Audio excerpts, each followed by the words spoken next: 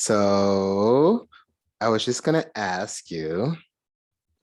I'm waiting. We, I can't wait. we texted a little after we recorded the other day, and you mentioned that a certain someone had, you were gonna reach out, and then you hmm said they responded quicker than you thought they would. Basically, was there an Right. outcome of that? Like anything happened No, no outcome. Um, he yet? res he Or responded right away, which I was surprised. okay, Um, this is where my job gets in the way of my personal dating life. oh, So I know enough about this person to know that they've had some challenges in their childhood, especially mother related. mm-hmm, And I'm not saying that she needs to be a red flag ever, mm-hmm, but his texting style also suggests avoidant attachment style mm, on top of the childhood things he's told me. mm-hmm, So all that tells me is that, okay, he is probably an avoidant attachment style. mm-hmm. Being a secure attachment style myself, I can either take the time and effort to kind of bring them up to my pace of communication, Mm-hmm. or I could just say, this isn't worth it, I'll move on. Yeah. I haven't decided quite yet because I have a few other dates set up for the week. And I was really Ooh. busy this weekend. Okay. So I But I don't like know. I that. don't know. All you can do is try, right? You never know what the Right. outcome is going to be. That's the great thing about life and even dating. And even what we're trying to tell our audiences when they Mm-hmm. listen to us is just get out there and try, because that's the scary part. It's just, in your case, you took the first step, which is like so hard, especially, I mean, Mm-hmm. traditionally it's supposed to be the guy that makes the first move, but I feel like the millennial man is so different nowadays. Like, what are your like? I feel like, I don't know, maybe, like, what are your thoughts on a millennial man versus, I, like, the older and younger generations? you know, I don't even think it's a generational thing. I think there's a way for the woman to be the first one to reach out. And it doesn't mean that you're chasing him, Mhm. because you'll set some boundaries around what you will pursue with that person. For example, to be the first one to reach out to someone is fine. To suggest that you're open to them asking you for a date is fine. But for you to be the pursuer, to say, hey, can we go out to dinner on Friday night? What do you think? That emasculates men. Mm. So But you think it's generationless? It doesn't matter. mhm. Okay, got it. Right, because I think men appreciate, and I think it's more about the age as far as how frustrated they are with dating. How long have Mhm. they been single? And how long have they been doing this chasing thing? Yeah, But honestly, if a guy is interested in you, he's going to find it sexy that you're reaching out to him. He's not going to yeah, care. He's yeah. not going to care who is pursuing who. He will feel emasculated if you are controlling, if you are bossy, if you are trying to always be the one to make the plans. But you can, in a very sexy way, say, hey, I'm open to this. If Hmm. you ever want to ask me out, I'm just telling you, I'll say yes. Hmm. So that's okay to just, casually say that if you're like, what, like if you're out on a walk with them or if you're leaving, like, I mean, Yeah. when do you say that? Like, Well, it without making them depends. feel, like, oh man, I'm not man enough to like take the first move. You know, if you are on a dating app and you are messaging back and forth on the dating app and you are thinking, I do not want to get stuck Mm-hmm. in this constant back and forth. Like, I'm over this. And a lot of people are, a lot of women, especially if she has her own business or has a really good career, she doesn't have time for the shit. Yeah. So So it's be direct. okay. Yeah, and it's Yeah. okay to like message them to just simply say, hey, I'm really digging this conversation. If you ever want to ask me on a date, I'm just letting you know it'll be a Hmm. yes. Yeah. And that takes a lot of pressure off the guy because he's like, cool, she's not going to say no. I'll just have to figure out a time then to ask her. Yeah. I mean, I wish men could get around to that because I feel like even when you go to like the club, I mean, I don't know how often people really go to a club situation, but there's a lot of times now I feel like when I go like to nightlife, a lot of people are standing around staring at each other, whether it's well, I go to mostly gay clubs, but I do go to some straight lounges, and it's Mhm. kind of the same situation. Whether if you're already a couple there, there's like this divide where you see the guys here, the girls there, and they're all like talking amongst each other, Sounds and like a middle school dance. it's like a middle school dance, but these are like all adults sometimes, and people are just afraid to make the first move, and it's like. And then there's this whole emasculation thing coupled, which is basically based in toxic masculinity and all that bullshit. But I think it would be cool if more women were allowed to be able to, not allowed, that's a terrible term, but if it was less pressure on which person is making the first move and people can just openly and authentically connect with one another. It's so weird. Like, I completely agree. Like, yeah, there's nothing wrong with telling the other person and communicating with the other person with where you're feeling. You're yeah, getting to know a complete stranger. You could be sending texts and realize, you know what, I'm not feeling this. yeah. Good luck. Hmm. Or maybe it's, I'm really digging you. You are really kind of cool. Yeah. But when you're face to face in person at a club, there's a Hmm. whole new level of pressure now. Yeah. Isn't it You have there's to, always some pressure yeah. around dating? Oh, yeah, of course. Yeah, we should probably get the show started, I guess, because we're kind of starting to like pivot into that a little bit. So I'll let you take it over. Cool. All right. Hello, everyone. Welcome back. I'm really glad to have you guys with us. We've really appreciated all of the support we've gotten so far in our season one.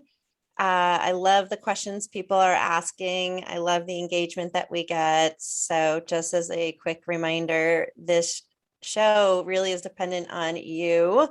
So, please listen to us on Spotify, Apple, wherever you listen to your podcast, and give us a follow and a review. We would love to know what you're thinking. Hopefully, it's something positive.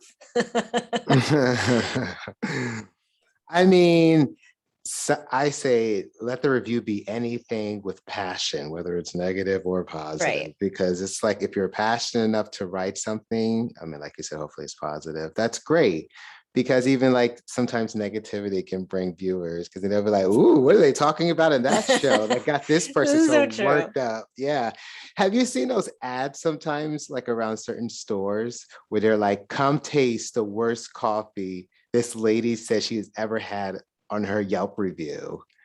So it's like you could turn a negative into a positive, I guess, in that situation. But I anyway, I would I digress. would absolutely be that person that would Yeah, cut. I would have to. I have to know what the worst coffee tastes like. exactly. Curiosity. Yeah, exactly. You just can't walk past her and be like, wait, No.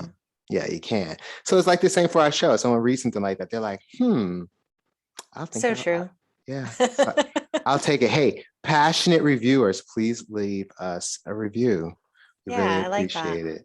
And just so listeners know, we have been uploading so much content to our Patreon account. It's patreon.com/date smarter sexier. And today, I actually uploaded season 2, episode 1, sex addictions, because next season is all about sex. And those of you who are paying patrons or whatever you want to call it, I'm sorry, you will see right now the season 2 episode 1, which will not technically be airing until, or not airing, we're not on TV, but not re-released until I think late November we were talking. So At the earliest. At the yeah, earliest, yeah. yeah. And it's August right now while we're recording this, but by the time you're hearing this, it's probably around September-ish or Hmm. whatever. So yeah, you can watch that right now before you can hear it on this channel in November Yeah. for It gives free. me chills. Like I literally just got chills. That episode is mind blowing. It really And that's all is. I'm gonna say. Yeah. Like there's a few moments in it when we were recording and Erica, I was just like, oh my God, I have been thinking so wrong about so many things for so Yep. long. And I'm glad that we get professionals on like her that can like pop the myths that are out there or the Hmm. the misinformation that and one of the biggest misinformation that we learned in that show is why I want people to listen to it. And you know Right. exactly what I'm talking about. Yep. Yep. We're going to be as So vague as possible. We're not yeah, telling you. You have to yeah, subscribe if you want to yeah, know. yeah. So definitely subscribe. It's a great episode. It's actually one of my top five favorite episodes of I guess both seasons so far. I mean, we've only done one episode of Me season too. two, but yeah, definitely. But today, Oh, yeah. So today might actually go into my top five, depending on how this kind of plays out. So, full disclosure, Kanan and I have actually already recorded this episode, but it got so jacked up, we're yeah, re-recording it. So yeah. I'm hoping it's as good as the first version, but you know what? It could just get better. You never know. I've had situations where I was writing something and I wrote a lot of it, and then something happened with my computer, and I'm like, oh my God, all of it's Oh gone. God, that's the worst. But then, you become more creative when you come at it again. So I believe in us. I think it'll come Mhm. around. I definitely do. Me too. Yeah. So yes, today we are talking about narcissism. Yeah. And I see this word thrown around all over social media. Hmm. Like I, I can't even explain it. First of all, be cautious using the word narcissistic, Hmm. because if you aren't in a place to diagnose someone, Hmm. that's a big word to be calling someone if you aren't 100% sure. This is true. One of the biggest problems that we have with diagnosing narcissistic personality disorder is that the only ones who usually get diagnosed with it are people who are seeing a therapist for another reason, Hmm. or people who are incarcerated. Really? Well, they're required to get therapy. So Okay. people Oh, don't okay. go to a therapist to say, like, I think I might be narcissistic. Gotcha. In fact, from what I've heard from a lot of experts, most people who do come to a therapist to say, I'm really worried I'm narcissistic, the therapist will say, you're probably not if you're aware of it. Yeah. That's the big piece of being narcissistic, is not having that awareness. Yeah. So if you're listening to us and you're like, oh my goodness, am I narcissistic? You're probably not. Probably not. So take a deep breath right now and just enjoy the rest of this episode. Yeah. However, your partner might be. Yeah. I mean, if you're objective enough to realize that about yourself, that's usually the first step. Because with a lot Mhm. of these issues, it's the denial part that keeps them from progressing. Because if you don't even see it, how is it there? But it's Right. interesting you say the incarceration and people who are electing to take therapy. So outside of that, it's really just self-diagnosis most of the time where people are like, oh, I'm narcissistic. I'm so narcissistic. People call me narcissistic all the time. But I think it's more of people around you saying that, mhm. you know, Do you think it's because of vanity? Because I've been called narcissistic by people in my life. And you it's usually have. yeah, it is usually because I appreciate taking a nice photo of myself. I take somewhat good care of myself. So I That's don't not know. narcissistic. In some eyes, it is sometimes where if you value yourself and you value your image and how you come off in the world, that can, I don't know, maybe, I'm not sure. But I don't believe it because I mean, I try to objectively look at myself and I don't see that about myself. I just, I appreciate the beauty of the world and the beauty of myself and the beauty of my neighbor. So all Not those things. narcissistic. Yeah, but whatever. Um, but then there are people out there who do spend all of their time valuing their looks and valuing their place on the social ladder. There we go. Keyword. Yeah. And Social ladder. yes, so all of their decisions are based on what is this going to get me? How will this reflect on my image, my personal image, and my branding image, or just my Mhm. image, period. So that being said, a lot of people are labeled that who are ambitious, who are successful. That's true.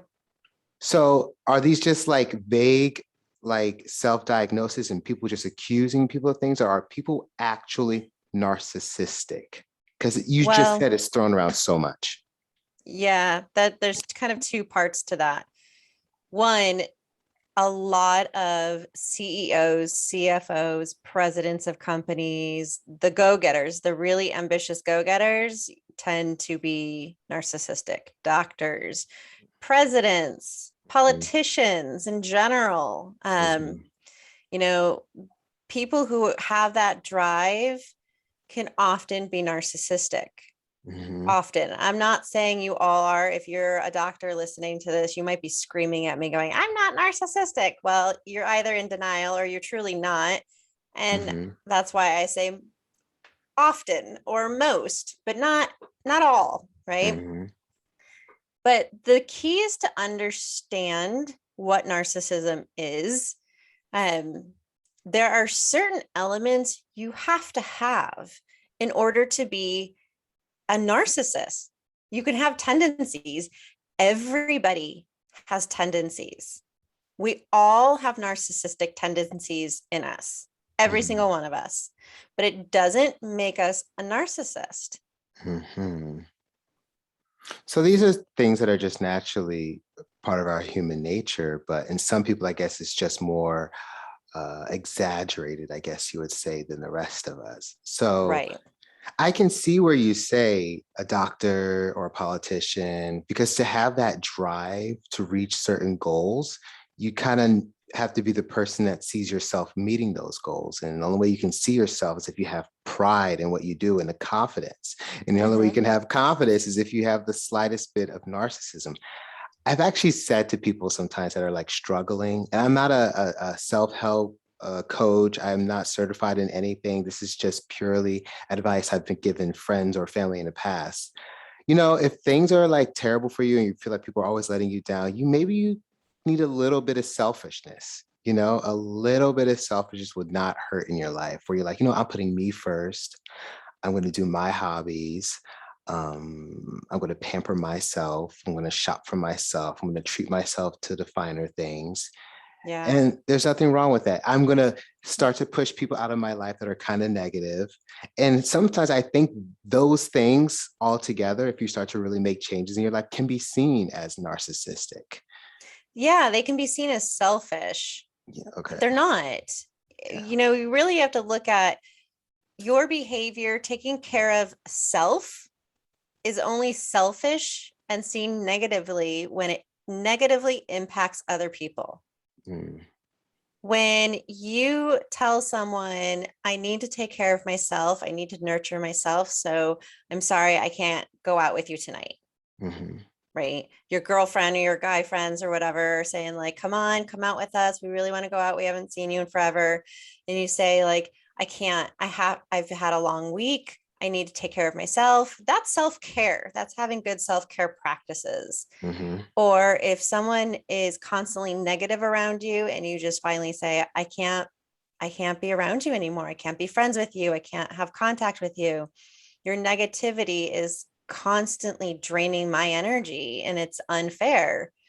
That's just having self-care practices. So, and okay. yes, there's such a fine line, but really I think that line is, does your behavior affect other people and how does it affect them? So, what is exactly would you define as narcissism when it comes to love? Since most of these things that I've described really aren't, they're just, self-care. What is narcissism and what does it look like in a relationship?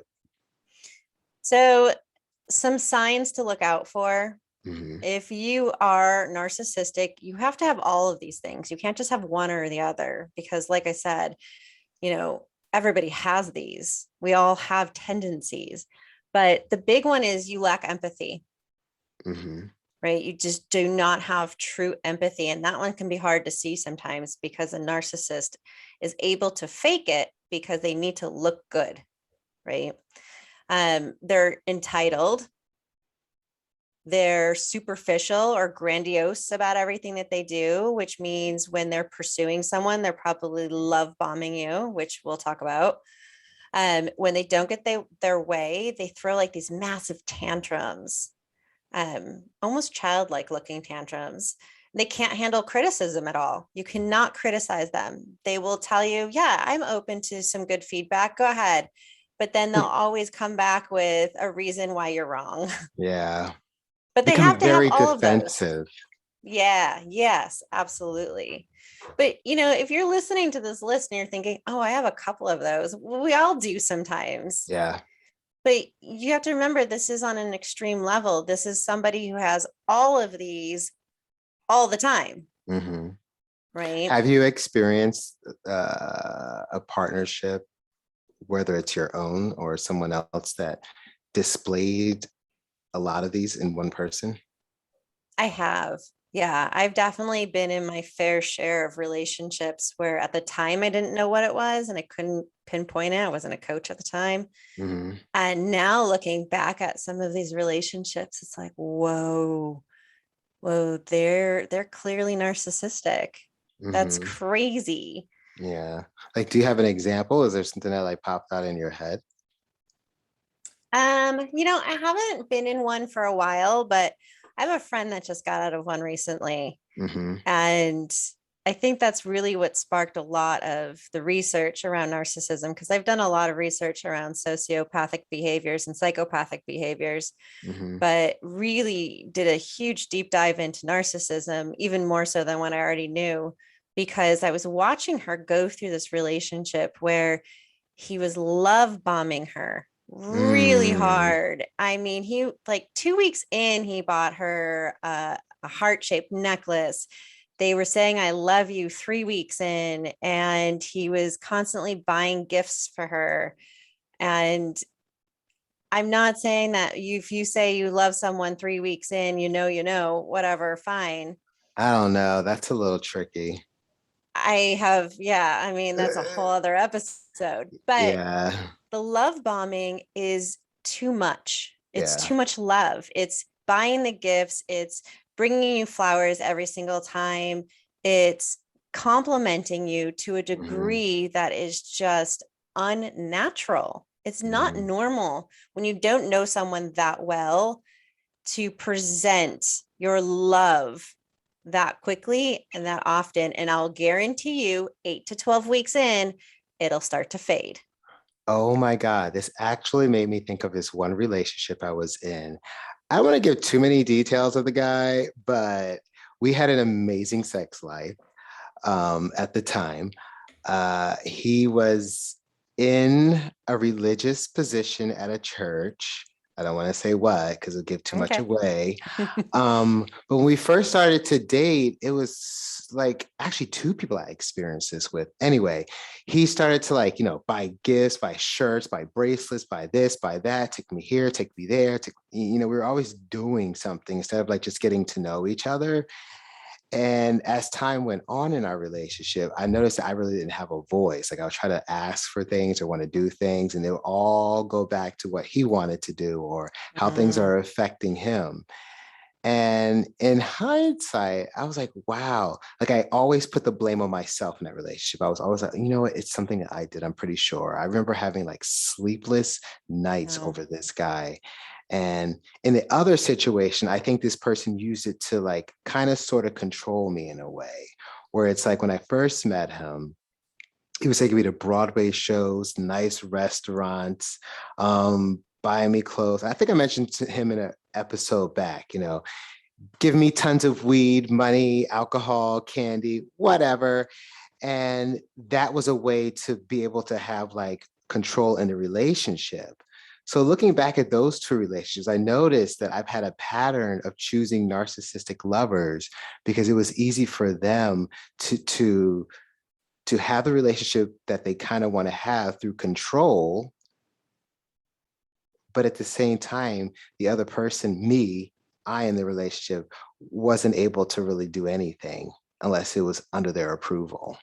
Well, So that's the whole thing about a narcissist. It's always, they are never out of control. They yeah, will leave you if they ever feel they cannot regain control. And yeah, they'll be the victim. That's another exactly. huge piece to it, is they are always the victim. And there's different types of narcissism. Hmm. And so, and it can look different. So, it's a matter of paying attention to, the type that we're talking about is the most common, the grandiose narcissistic behavior, where it is that love bombing and it is this grand gestures all the time type of narcissism. But, you can also have a malignant narcissist. What's That's that that? person who is, woe is me, the world is against me, nothing ever works out for me, poor me, poor me, poor me. I know some people that are like that too. I do too. Oh my God. And they're always asking for fucking money. It's almost annoying. Yeah. So it's the extreme opposite. They don't have that ambition Yeah. because they like to sit in their world of, I'm always the victim. Nothing Yeah. ever works out for me. Nobody likes me. Nobody wants to date me. Yeah. Yeah. So I that's know tricky. someone personally like that. I don't want to say who, but Mhm. but it's so interesting listening to them talk about things because like they made certain comments about like people who are attractive or people who have better jobs, and they're like, oh, they're lucky. Oh, and I'm like, look, you have to be open to it and you have to work for it. It's like these things just don't fall into people's laps. Yeah, if you notice something about yourself, maybe at an earlier age, you start to cherish that a little bit more and take care of that more. So, of course, you may have an advantage in that area. It's like a young boy who, at the age of 5 or 6 or whatever the fuck it is, they start to learn that they're really, really good at sports. Then, fast forward, by the time they're 15, they're like, super at it, or anything Mhm. that you start at a young age, you become better, or anything you notice that you're good at, it only gets better with time. So I was telling her, if you want a relationship or you want to be better fit or you want to have something in your life that you desire, you have to start to put in the work to get it and you have to be open towards it. Yes, absolutely. If you're not open to it, especially when it comes to relationships, if you are not open to a healthy relationship, then you're not going to be in one. And the way that you are open to a healthy relationship is by focusing on those green flags of the relationship, right? This Yeah. is what I want from the relationship. And I mean, there's a lot of other pieces to it. It's not just that simple. I just made it sound ridiculously simple, but and it's not. There's a lot of other things to it, which is why, like, when clients come to me, I tell them, this is a 3-month process at Yeah. minimum, Yeah, because right? it takes time. That's kind of what I was going through that Yeah. whole little story. I was just saying, it's just, it takes time. You have to build on it and build on it. And it's like you're trying to get it to get to that tipping point so that it like pivots over and then all the work that you have been doing starts to really truly pay off. Right. But you have to put the time and effort in. You can't just snap your fingers and say, I want this fairy tale love to show up at my doorstep. I want, this rom-com life. First of all, Mm, nobody actually has that. So let go of the rom-com thing. I know we've talked about that in yeah. multiple episodes, Yeah. but it's going to keep coming up because it's what I keep hearing. These expectations. I just want to find someone who fits all of these boxes. Hmm. Well, good luck. Yeah. I mean, it's those. It's also, I feel like these wild articles that are in magazines sometimes that give this weird advice that's really can't be applied to everyone's life. That's for fucking sure. And these books, there's been so many books written with so many alternative point of views Mhm. on dating. Speaking of which, are there any books that you've read that kind of cover narcissism or anything like that made you get deeper into the study of it? Like what made you start to study narcissism more and its effect on love? So I read a book called The Sociopath Next Door. Hmm. And I'm spacing on the author's name right now. But we can always share it with people later. And I was working on a documentary about sociopathic behavior, psychopathic behavior, and mass murders. And it got me really curious about sociopaths. Martha Then, Stout. yes, thank you, Martha Stout. Yes. And then that led me to finding Dr. Romani. And this one's, I mean, she's amazing. She's all over YouTube. Her videos are so enlightening. If you really want to become an expert on narcissism, Mm-hmm. follow her stuff, read her books. There's a lot of great psychologists out there, but she is absolutely my favorite. Mm-hmm. I've been following her for so long now. I love her. Mm-hmm. She dumbs things down too, which I appreciate I do because, too. yeah, not everyone can always follow, but for the Yeah. most part, like, 140 characters, please. yeah. But, it's nice because, Terrible. there's this confusion out there between what is a narcissist, what is a sociopath, what is a psychopath.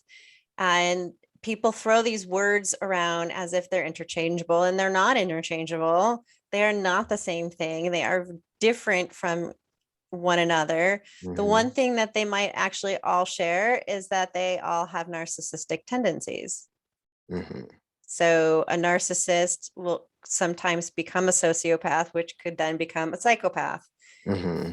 But, it's just, if you're going to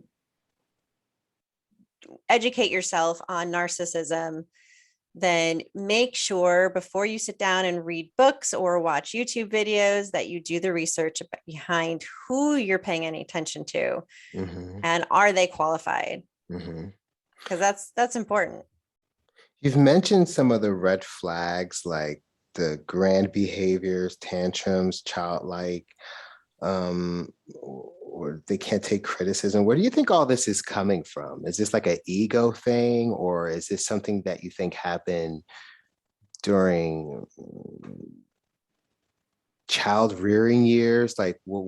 where do you think it's, I was oh, okay. waiting for you to say the child rearing part. I was like, I Yeah. know he's going there. Get there. Yes, 100%. So narcissists are not born.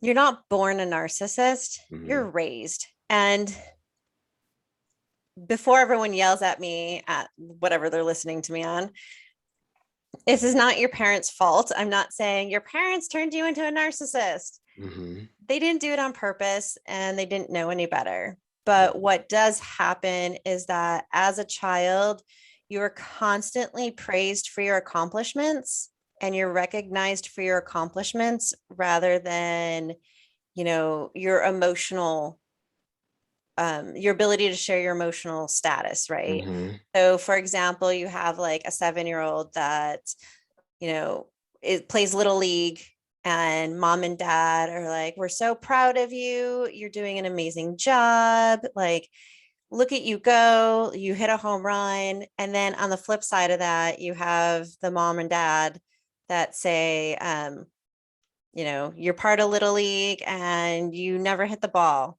Like, what the heck? You need to practice more. You need to learn how to hit the ball. This is not okay. Yeah.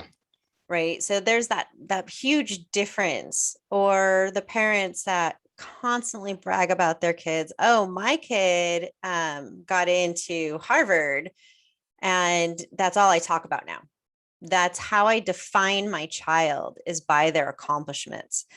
And again, parents don't mean to do this on purpose. It's not something that they set out to do, and they don't think, I want to have a family, I want to have kids, and I'm hoping that I have a couple narcissistic ones. Like, we don't do that. So, Now, this is something that could possibly have been taught from their own parents as well. Like I could see this absolutely. being like generational, where it's like if you your parents' generations used to getting things their way, and their parents are used to getting, regardless of what that looks like.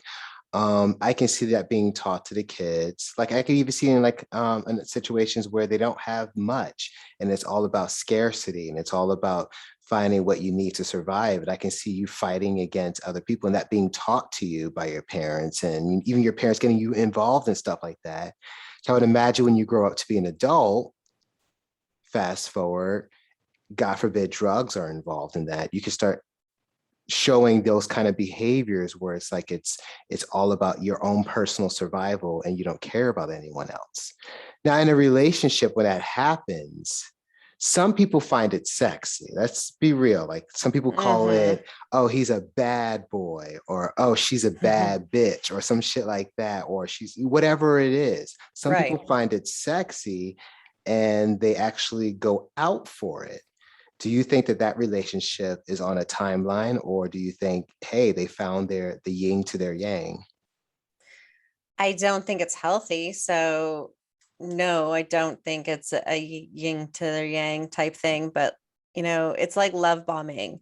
There are Mm-hmm. some people out there, and I've heard this from women where they thought that was normal, Mm-hmm. and they would get into a relationship with a man or a woman who doesn't love bomb them. And they Mm-hmm. would come to me and say, I just don't think they're interested because they're not texting me every single day. They're not telling me how amazing I am all the time. They're not like wanting to see me like every other day. So love bombing has a lot of elements. It's not just the gift giving, it's Mm-hmm. also how much Like attention they give reassurance you. and stuff. Yeah. Yeah. And Yeah. so Yeah. it's going to wear off. And when it does, then you're going to end up in a situation where you're going to have to make that choice of, Mm-hmm. do I want to stay with this person? But by that point, they usually pull back on all the love bombing after Mm-hmm. they know that they've got you. Yeah.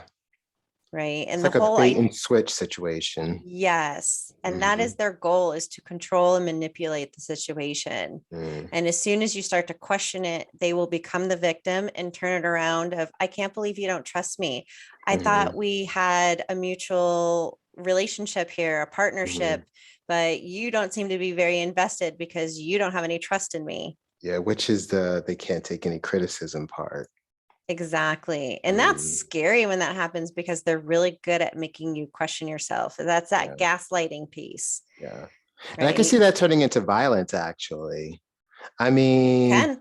is narcissism possibly the root of like a lot of domestic violence relationships, or domestic violence that happens in relationships? Like, could it be rooted in some sort of narcissism? Yeah, Yeah. absolutely. Okay. Um, if you really think about it, it's that control part of it. Hmm. It's the manipulative, controlling piece of this where not all narcissists are going to become violent. Don't get me wrong. I'm definitely not saying that, but can somebody who becomes abusive, could it be stemming from their narcissism? Yes, absolutely. Yeah. What are some ways that you think people that are dating can? I mean, we know what the red flags are, but you just mentioned like someone could be in a relationship and they feel like the person, since they're not love bombing them, that it's not real. So, what are some of the feelings that we should be used to that is outside of narcissism? Like, what are some healthy habits that we should expect in a relationship versus love bombing versus someone that's manipulative or controlling? Like, what are some healthier things that we should be looking forward to? Let me give an example. So, texting is a big one, and some people are big texters and other people are not. So, for one, communicate whether or not you're big into texting or you're not. Right And away. right away, right Okay. away. The first thing you do when you meet someone, you should be able to communicate that with them, because if you are the type of person who has a job where you can sit and you can text all day, I do it Hmm. sometimes because if it's an Apple to Apple device, I can text through my computer.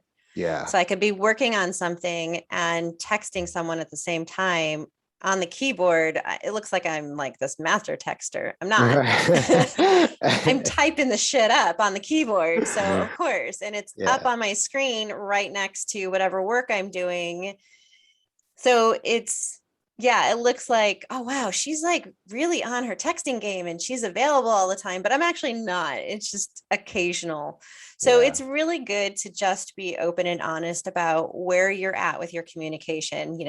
during the week, I don't communicate as often because I'm at work and I need to stay focused on work, but I can maybe text or call you after work. So having that communication will really help you to understand as well Mm-hmm. if they are interested in you.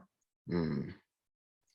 And to know that, I hear also a lot of women say, well, he doesn't ask me any questions. So I don't think he's Yeah, really I've said that interested. before too. But I get a little worried sometimes about silence. Mm-hmm. Oh no, it's silent. That means we're losing our stuff. We're losing our spark or some shit like that. But you're not. You can come up Yeah, with, there's so many great little icebreakers that you can use for dating too. yeah. And there's been, I've heard from men especially that they're afraid to ask the wrong question. They're afraid to ask a question that's diving a little too personal. So, Or you know, cringy. yeah. And they don't want to Yeah, get judged for a question because they're not really 100% sure what is too much, yeah, like where that line is. So they don't ask anything, which is stupid. yeah. I mean, you do have to take a little bit of a risk. You just can't Uh-huh. sit there like you're mute or something, which a lot of us do. Right. So you ask an inappropriate question. The person you're on a date with gets upset and says that's too personal. And you just simply apologize and say, I'm so sorry. I did not mean to overstep. But Hmm. maybe we can talk about that, after we get to know each other better later on down the road. And then What is change too the personal subject. on a first date, though? I mean, like I feel like if you're trying to get some to know someone, you should always be open about everything. I mean, unless I don't know, you're like a murderer and you're trying to keep that a secret, or you're like doing tax evasion, or like what's considered. I mean, outside of like social security number, which I don't think anyone will ever ask on the first date, Mhm. or uh, How about sexual trauma. partners? If you ask about sexual partners on a first date, do you think that's appropriate? Well, I've always wondered why that's even a question on the first date. It shouldn't be. That's the point. Yeah, because I don't really ask that question because I feel like whatever happens between us as a couple is all that's really of concern. Like whatever you did with Exactly. someone else, that's neither here nor there. So it's like It's I the don't really past. exactly. So every time, even in movies, when I would see the guys, so what's your body count? How many guys have you slept with? And I just be like, oh my god, what a douchey, cringy question. Hmm. And it goes both ways, Yes. whether it's a guy asking you or a girl asking or whoever. It's a cringy fucking question because it doesn't make any difference. Like, unless you're like a virgin and it's your very first time, you should probably say that because you'll have lifelong attachments to the person and they should know.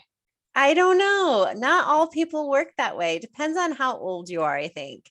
Because I had a friend that was a virgin and every time she was dating someone, she was in her, I think, mid 20s at this point, and she was so annoyed because she was like, I just want to lose my damn virginity, people.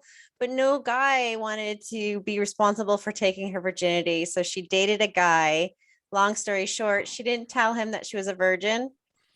And it was a great relationship. It didn't last. She didn't get attached. She ended up realizing that they just didn't have enough in common, but she just wanted to have the experience. She eventually told him and he freaked out. And I'm not saying what she did was okay. I'm not condoning that at all, but that shit happens. We're human. We make mistakes. We do stupid stuff. But yeah. See, I mean, it's not that it's a bad thing. I mean, it's good that she didn't get attached because obviously she has some experience dating and that probably helped, Hmm. level her out a little bit before that happened. But I don't know. It's so freaky with that whole situation. I feel like you should always know. But anyway, again, like besides that, what else should not be discussed on a first date? I mean, the show is about narcissists. I feel like we've pivoted a little, but I think We that's okay have, for but yeah, it's okay. I'll still answer this question. yeah. Sometimes when you start talking about past relationships on a first date, first of all, don't talk about past relationships on a first date. For one, their past relationships are none of your business. Yeah. at this point. They don't know you. They do not define how they are going to be with you, because there are two people in every relationship and you don't know what happened between the person in front of you and their previous partner, because you don't know the previous partner. So don't ask. I agree with you. I think there's one area where it gets a little tricky, and I think that's if you have kids. I think on a first date, the other person should absolutely know if you have kids. Yes. Like some Well, people keep that a secret no, sometimes. that's not And something you should hide. you should That's hiding, never, though. that is hiding, but some people do hide things so they can make themselves, that could be considered like a narcissistic behavior, but I'm pretty sure that's not narcissism. But I'm pretty sure people, they like, try to make them seem more attractive so they can have a better chance of finding love. Like guys who are really 5'4", but then say that they're 5'8", little Oh, things like holy that. I mean, that's hell. a small thing, but It's there a are, common one. that is a It common is a one. common one. And that's kind of narcissistic in a way, thinking that someone's not going to find out when they meet you that you're really not the height that you said you are. It's like, come on.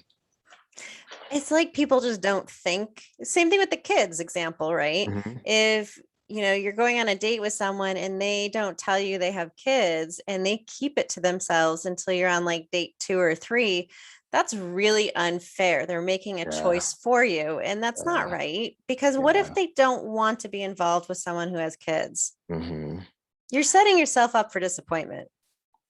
What about certain sexually transmitted diseases that are permanent? Like there are some that are curable, but then there are a few that are permanent and lifelong, or any kind of like whether if you're dealing with, I don't know, cancer, basically something that you're dealing with that can impact the other person, whether it's them Mhm. taking care of you or something that can be transmitted to the person sexually.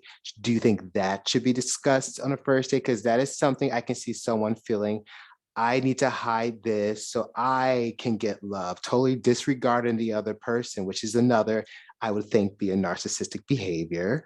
Um, should that be discussed on a first date?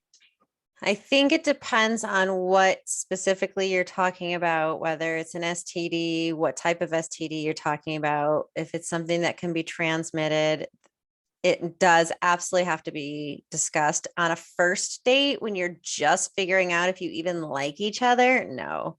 Mm, Mm-mm. I mean, if you think about a first date should, maybe be max a couple of hours, because you want to be able to leave the date with a positive taste in your mouth, not a mm. literal one. But Oh, just sorry, I had to go there. it happens, though, I'm pretty sure. Uh-huh. It's Absolutely. not a full home run, but it's at least third base, I guess. Well, that's what I mean. Like, don't go there on a first date. Just see if you can have fun together. See if you have any kind of chemistry or compatibility at this point. That's what a first date is for. You Yeah, will eventually get all of your questions answered down the road, but just first find out, can we have fun together? Who yeah, is this person? yeah. I mean, that's all great, but I still see that people have this thing that they do when it comes to dating. They like to exaggerate the truth or leave out certain details to be able to court more love. It's like the bait and switch we were talking about earlier. Mm-hmm.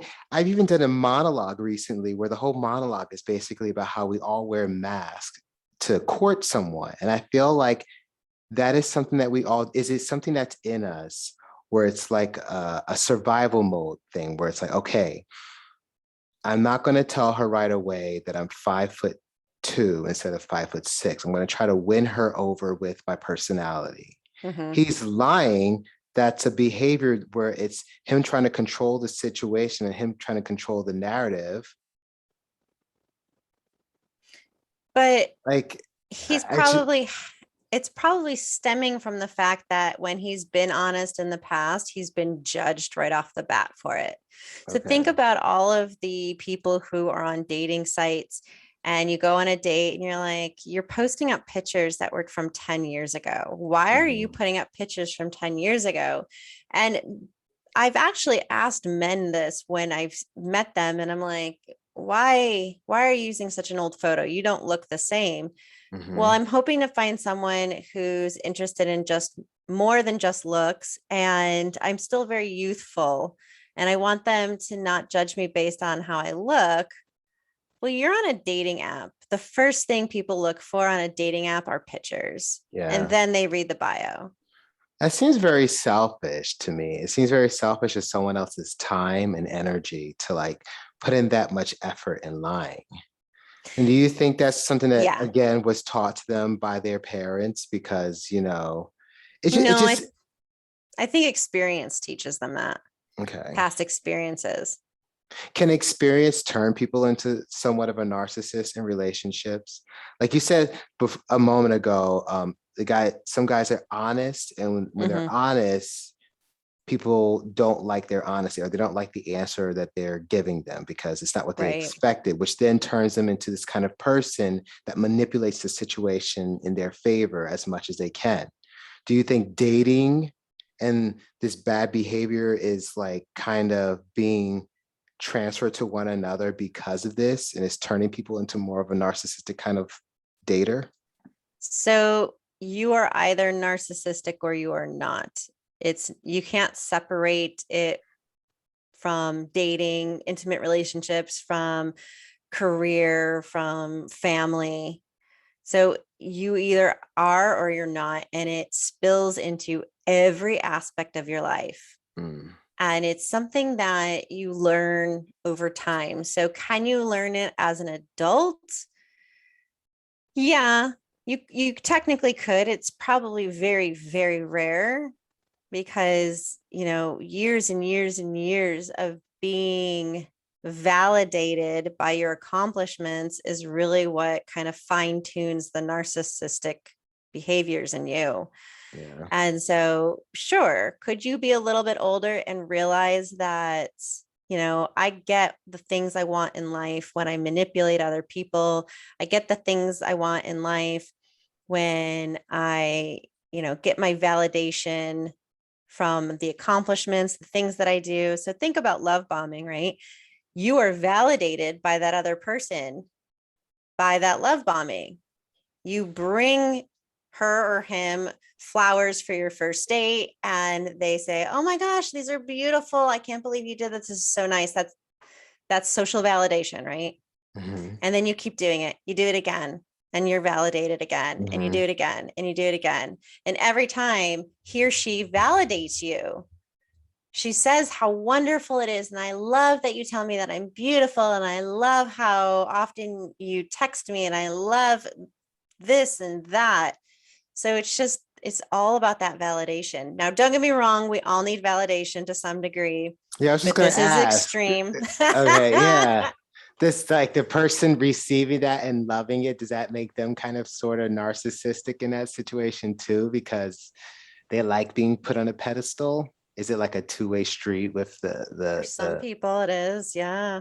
uh I don't Yeah. know. And, if you have a person who's like, you know what, I only like when people love bomb me. Okay. Yeah. That says something. Well, I mean, it does. And I think there are people like that. Like I hear that like from some straight friends of mine about the females that they've been dating or come across, in the metropolitan cities around, well, at least the United States, where it's like that, where it's all about the show, it's all about the social climbing, it's all about how things look. Mm-hmm. Not to diss this couple because I don't want us to get like hate mail, Uh-oh. but Tiffany's came out with a new ad today with the power couple of all power couples, Jay-Z and Beyonce. Now they're like the epitome of image and Black legacy or Black excellence, whatever you want to call it. And even in the picture, they had like this rare Basquiat photo painting. Jay-Z is in his cosplay, his Basquiat cosplay. And then Beyonce, of course, looked amazing in this rare diamond that was only worn by three other people. And the I think the campaign is called something love. I forget, it's real love, true love, something love, Mm-hmm. which is basically what our whole season is about. And you look at these celebrity relationships like that, where to us, I don't know, maybe I'm not speaking for everyone, it looks like those relationships can be suffering from a certain level of narcissism. Because when they love bomb each other, they're like, here's a Rolls Royce, here's like a $1.8 million art painting, or here's his beautiful gown. They take beautiful photos together. It's all about looking good. Can that be healthy? Like, can you both have a certain level of self-love, self-appreciation, um, and merge together and have a healthy union, even with all the stuff that's out that we go through as humans? Like you say, we all have a little bit in us, but some people seem like they have a lot more of it, but they still Mhm. somehow work together. Is that a possibility, or is it still smoke and mirrors or something like that? Is it possible? Yes, it is possible. But if you ask a lot of the experts out there, they'll tell you that most celebrities are narcissistic. Like full on narcissistic. Hmm. Yeah.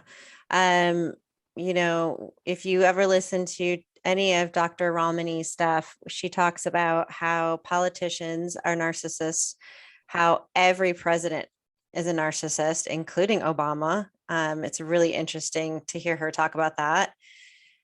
She talks about celebrities and how they're narcissistic as well. And you don't see how their relationship is Mhm. behind the scenes. All you see is what the media shows you. The end result. Mhm. Yeah. The day to day and how those two people interact at home together. I would Mhm. love to see that. I would love to know what Yeah. that looks like. Yeah. Because it looks so beautiful, like in all the pictures, it just looks, and I feel like that's what a lot of these couples, I feel like they do sometimes in the Hmm. media and in movies and in magazines, is they present like this love where it's all about looking good and looking good together, being the power couple. We've done an episode where it was about success with love. And I Yeah. feel like even in that episode, we touched a little bit on narcissism and having to be ambitious within your own dreams and push yourself. How do you still find love? So when I look at a relationship like that, that's super successful, both on their ends, and you're telling me that, celebrities are kind of narcissistic in their own way, and they can have a healthy relationship in this world. Okay, so does money make the difference? It helps you turn a blind eye. Because it seems like the people with more money are much more successful in these relationships when they're Right. narcissistic like that. Yeah. So Okay. having like I don't know if a symbiotic narcissistic relationship could really work. You could coexist, Okay. right? You could live in the same house and coexist, but you can't have a healthy relationship. That's just you can't have a it's hard to have a healthy relationship with a narcissist to begin with. Hmm. If you're really looking for something that's healthy, you can have a relationship with them. Hmm. That means one person is always giving, one person is always following along with whatever the narcissist needs or whatever the narcissist demands at that time. Hmm. There's a Facebook group out there that I'm a part of. It's not my group, it's someone else's group. I think she's an attorney that helps uh, men and women get out of narcissistic relationships, marriages specifically. She has an insane following in this group. I mean, I'm talking like 30,000 plus members in this group. Hmm. And reading through the shit these people go through, had they known at the time where they had met their partner or their exes, had they known in the beginning that's what they were getting into, they all say it. They would not have done it. But a narcissist is manipulative as fuck. Hmm. They know what they're doing. They are controlling you in the situation and they're reeling you in and getting you into a point in the relationship where you are now attached. You are dependent on them, either emotionally or financially, and you are attached to them. And it is really hard to get out. And when you try to get out, they will reel you back in Hmm. because that is what they do. Is it almost like a codependency that's in there in a way? Like, while they're trying to control you at the exact Mm, same time they kind of need you to survive. Just either is to fluff up their ego, fluff up their social yeah. status. It seems like there's like a slight little bit of that in there. Yeah, I think Codependency. Yeah. right, because they need the validation. That's how they feel validated, Yeah. is being able to Because control you. yeah, because that relationship, the beautiful relationships, it seems like there's a certain level of that. Like they need each other to work. Hmm. Like it's almost like that pressure alone sometimes keeps people together, like parents of an influential family or people who are in a certain faith where divorce is not even an option. you know the thought of losing your life because you separated from your partner will make you go into survival mode, and I feel like that's, I don't know. I digress. I just feel like there's so much we deal with when it comes to love and relationships. There is. There is. Recently I heard someone say, like, you said X, Y, and Z in one of your episodes, and that's not me.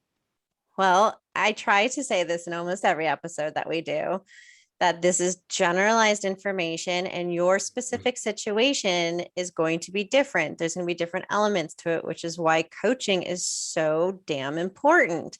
You Yeah. really want to deep dive into your own personal life and your own personal Mhm. relationships. Then you need someone who can work with you one on one to say this is what you need to look at, to Yeah. ask the big questions for the situation you're in. The information we talk about here, this is all very generalized information. Yeah, I agree.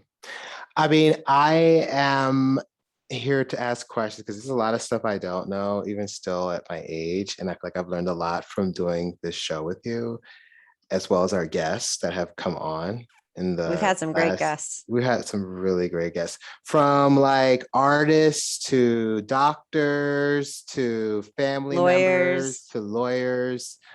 We've had quite a range of guests on our show so far. We're slowly coming to the end of this season, and it kind of, I know. I was looking at the list. I think we have maybe less than 10 episodes left to shoot, well, to record before we are done for season one.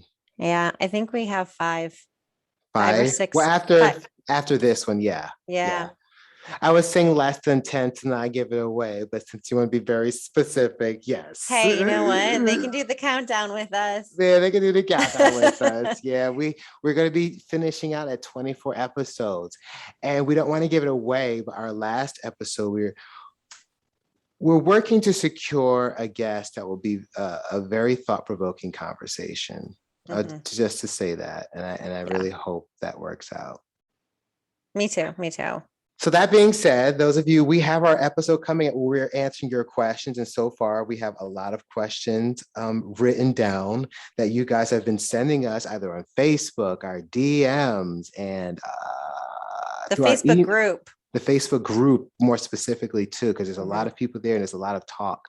Our email box is always open at datesmartersexier@gmail.com. And definitely watch our show.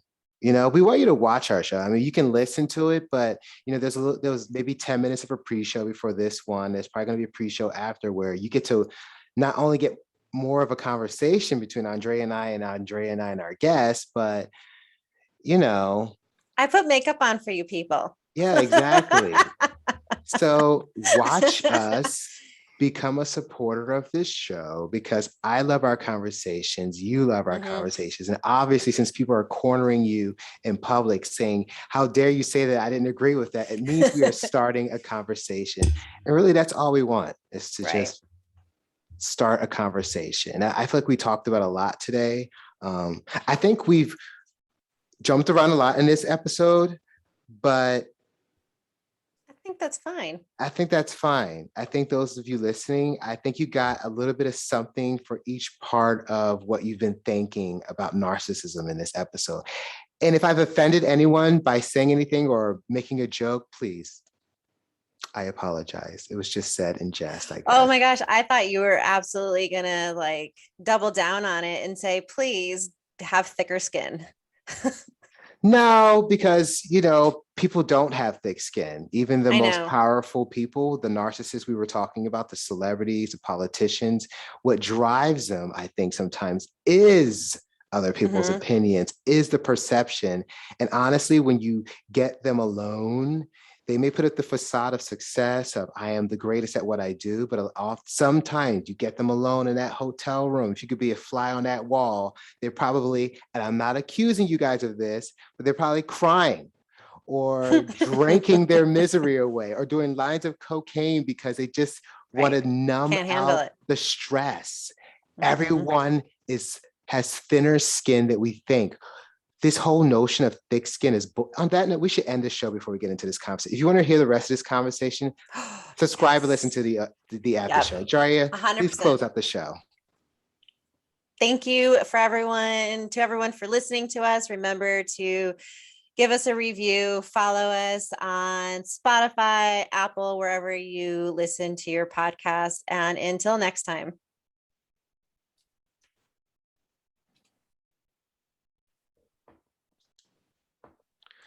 Okay, so back to what we were saying. Right. Thick skin, I feel like it's bullshit because we are all human. And I think all of us are dealing with this existential angst that we feel on the daily basis because we only have this little bit of time to get to before while we're born and then we die. And every decision we make impacts other decisions. Mhm. So it's like if we're all dealing with that, then there's a very good chance that those who are like really, really good at what they do and are really, really strong or whatever, they're I'm not accusing, but there's a certain level of overcompensation that you have to put in to be able to get better. And I feel like what drives that is people's thoughts about you, is the fact that your skin is thinner than you think. Well, even think about the person who's saying toughen up, get thicker skin, right? Man up. Right. Why are they egging you on like that? Why are they pushing that? Right? Mhm. What is it about themselves that they feel that you need to have tougher skin? Yeah. Why do you need to be a harder person? Yeah. So, what is it about their life that has gone wrong that they feel that that is so important? It's probably a learned behavior. Their parents probably did it to them and now they learn Mhm. to do it to other people. Mhm. But I grew up in a family that was kind of like that, where it was like toughen up kind of attitude. And it's like, why? It's suppressing your emotions if you're toughening up like that. Or, Mhm. it's not teaching you how to be an effective communicator by any Mhm. means. Mhm. Instead, own what you're feeling, own your feelings, and learn how to communicate those feelings. That is way better. I don't know why. I really just had this like flash of you just doubling down in that moment. And I was like, whoa. Where's he No, going with that? no. I wasn't going to double down. That's for sure. Because again, I think we're all like softer than we put out. We are. We're And sensitive. We're sensitive creatures. yeah, and even the hardest people, like I'm on some of these sets sometimes, and I see some of the most powerful fucking people in Hollywood and in the enter Mm-hmm. be in front of the screen and behind the scenes or whatever, behind the screen. And I've seen some of these people in some pretty intimate moments. I don't want to divulge on what exactly happened, but you see a different side of this success, the power that we see on television. Like we see them like pushing themselves with this strut, and we're like, oh my gosh, she's so confident, she's so great. But I've been on sets where when they say cut, you see a whole different side of these people. You see Yes. the vulnerability. You see that they're scared. You see that they're worried about their performance. You see them asking background actors, oh my God, what did you think of my performance? I mean, a background? I mean, come on. It's like they're worried about how the world is perceiving them. And these are some Mm-hmm. of the best people in the world. I mean, in the industry. Let me not over exaggerate, but just seeing it there, I'm pretty sure it's like that no matter where you go. Everyone has their doubts, their fears. And then I feel like We that is need to be actually, validated. yeah. That's And validation. And I think that is one way that can connect all of us to Hmm. realize that no matter what race you are, what gender you are, we all have desires and we all need to be validated. I was talking to my husband yesterday because I noticed lately in our relationship, it's probably always been there, but he did something and I was like, I just smiled. He says, "Yay, thank you, John Dewey. That was so great." I was like, and then I was just like, "Do you need constant validation for everything that you do for me?" He says, "Actually, yeah, I do." And then I Aw. proceeded to ask, "Why is that?" Like, I wanted to know why. Like, is it, do you feel like I would reject you? Do you feel like, is there like an abandonment issue? Like, if I don't express these things, you feel like I don't love you anymore? And then he says, "No, I think it's rooted in like self-doubt or self-esteem or something like that." So, oh, okay, I get it. So I know for me in our relationship, I have to say, this means a lot to me. I have to show more, I have to give him more reassurance, I guess. Hmm. Um, and that's just him explaining his love language to me. So that's something that I have to do, more that I haven't done before. He's a words of affirmation guy. Yeah, yeah, He's for sure. probably a words of affirmation and a quality time person, if I had to guess. Oh yeah, he loves Not having quality met him, I time. don't know, but just the way you talk about him, it seems like that's probably those are his highest love languages, would be my Mm, assumption. But we do need to be validated as humans. That's just it's how we're conditioned. It's what mhm, society teaches us. mhm, You know, so many people, I have all these self-help books behind me on the shelf because mhm, it's so important to learn how to validate yourself, to mhm, love yourself. And you asked about it earlier in the show about loving yourself. mhm. That's not selfish.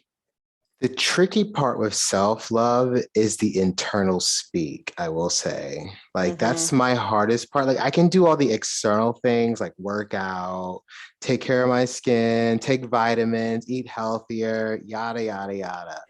But at the end of the day, I feel like it's the internal talk that I have the hardest time with.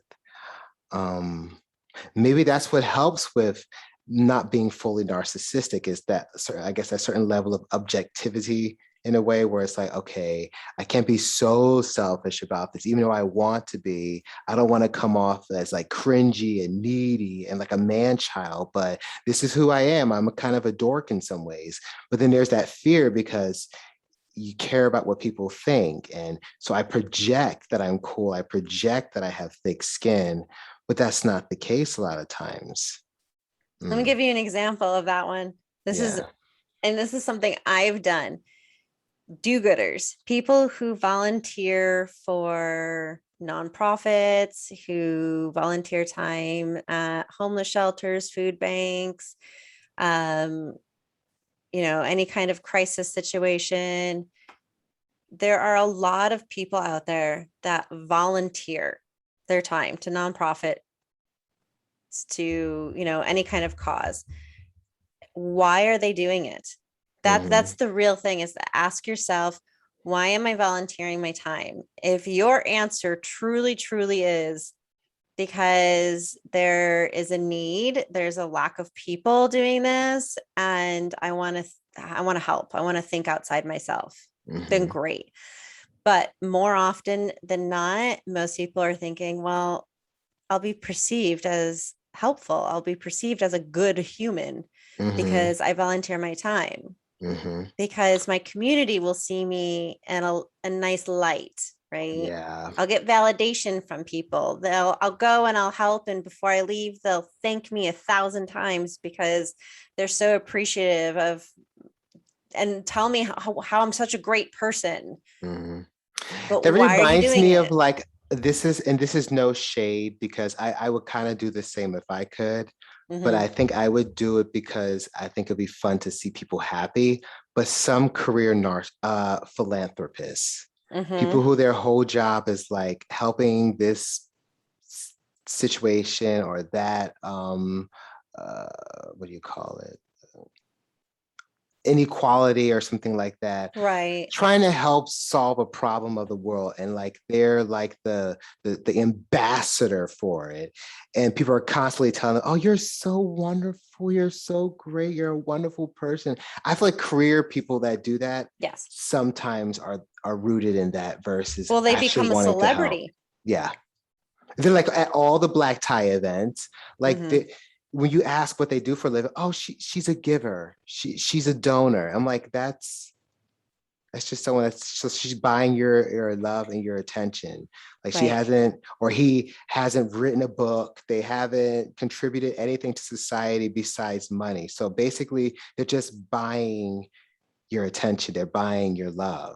So I would imagine all their relationships. Again, I hate making blanket statements. This is just me being objective from the outside. I would imagine all their relationships are somewhat superficial, and they only just look good on the surface. Like our past, well, I don't know if I should say, because he's not a giver. He wasn't perceived as a giver, but he cared about what his relationship and his mate looked like. I'm trying to think of someone that is always, well, I don't want to put them down, if even if I could think of that person. That's kind of a terrible thing to put down. But So yeah. there are some celebrities that I could think of, and like you just said, I'm not going to name their names, but they are celebrities who are always the first one on scene for a crisis. So when there's a crisis, as far as like a Like an tornado or a ambulance hurricane, chaser. Oh my God. yeah, kind of like that, right? They're the first ones there. They're Yikes. in the news because, Mhm. the news is taking pictures, taking video footage of them there. They're helping children, they're helping those in need. You have to really look at, why is this person doing this? Are they really truly doing this because they want to help, or is it Mhm. because it's just adding to their celebrity status? Now, Mhm. there is a type of narcissism called a noble narcissist. Mhm. And that is what that person is.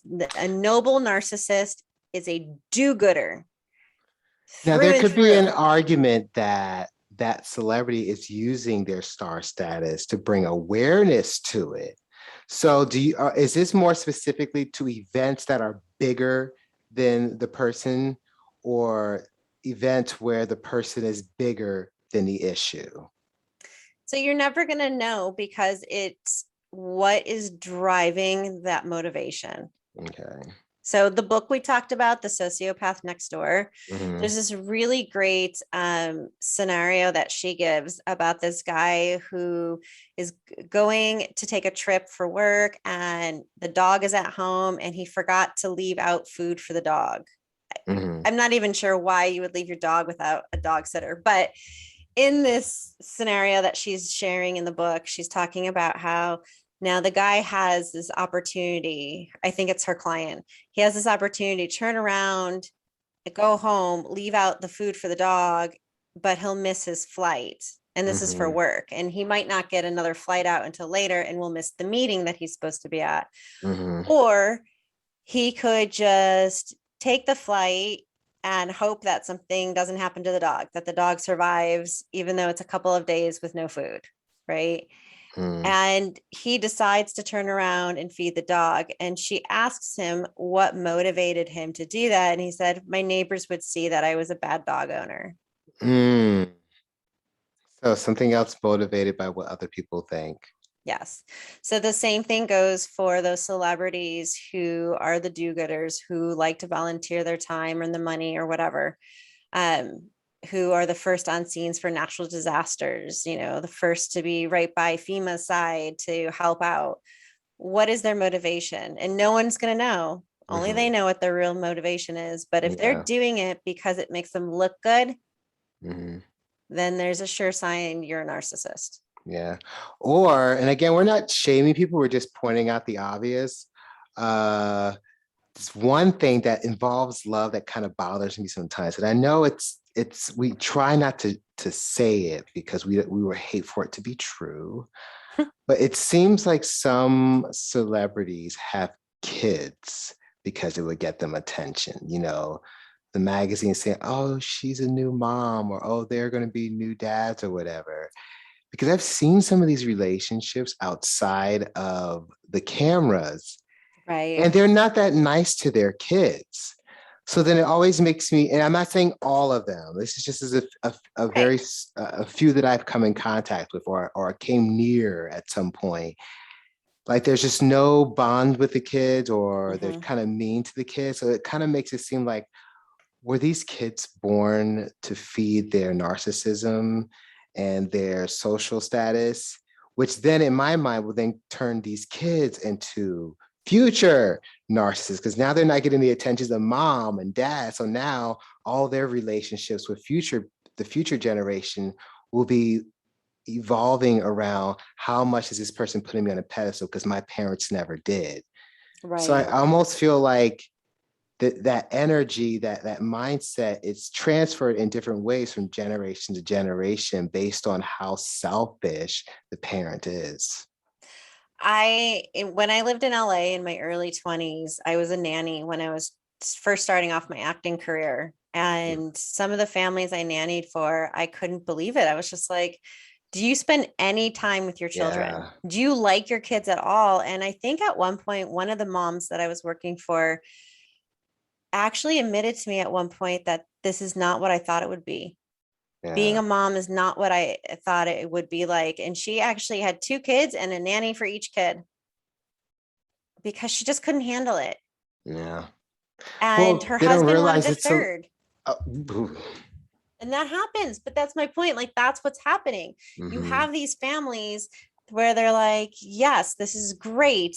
And the other person in the relationship is like, I can't do this. I don't think I mm-hmm, actually was meant for this. mm-hmm, And you keep having kids because the other person is the provider and the other person mm-hmm, really wants it. And you don't want to lose your partner because you love your partner, or whatever the mm-hmm, reason is. mm-hmm, And you keep having children mm. But and keep then hiring those nannies. kids, just like I just said, they become like, little narcissistic adults because the parents are not really involved. If you don't even really want kids, there's always going to be like this void in the relationship. And I feel like that just Hmm. creates an environment where the kid is always looking for some kind of fulfillment that they're not getting from that parent if that's happening. And I think a lot of situations are like that, which is why a lot of people are narcissistic in a way, because even my own parents, my dad, rest in peace, he was a good man. He did things for us, but they had their habits that, preceded us. Let's just put it that way. They weren't Right. abusive, we were never went hungry, but there was definitely certain situations where we were put on the back burner. And that caused both my sister and I, maybe even my brother to an extent, to have relationships where if we're not being treated like a baby or a child or something, or being pampered, we're like, oh, something's wrong here, Hmm. you Yeah, know? absolutely. And Yeah. there's so many pieces to it. There's just no way to really know because you never know anyone's true motivation. You never really know what's deep down inside another person. Yeah. You only know what's inside of you. And for you yourself to just sit back and say, okay, you know what? I need to do a check in. I need to see where I am at. Why am I doing the things that I'm doing? What is the root cause of the behavior that I have, the things that I say? What is my motivation in life? That's Yeah. all you can do. Yeah. I mean, again, I guess like we were saying in the main show, a little bit of selfishness is okay. Not too much, because you don't want to become a narcissist, because that only affects everyone negatively. So basically, all in all, narcissism affects your relationships negatively, where a nice, healthy level of self-love affects things positively. Right. Because think about self care practices. When you charge your self care practices, it allows you the energy to give even more. Mm, Right. gotcha. I can give more time to people when I have taken care of myself and I've given myself some self love.